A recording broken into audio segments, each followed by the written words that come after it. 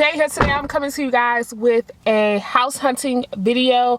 I decided to go look at a townhouse today not because I'm buying or purchasing right at this moment, but because I believe in manifestation. And if you want something, you have to see yourself there, feel yourself there, and envision yourself there in order for it to come true. So I wanted to, try something new and go out and see this townhouse. I saw it online and it looked absolutely beautiful online, and I wanted to take you guys with me while I go and look for this place. So I'm just gonna take you along with us while we go look and check it out, and I'll let you know my thoughts on it after we finish. But I'll see you guys there.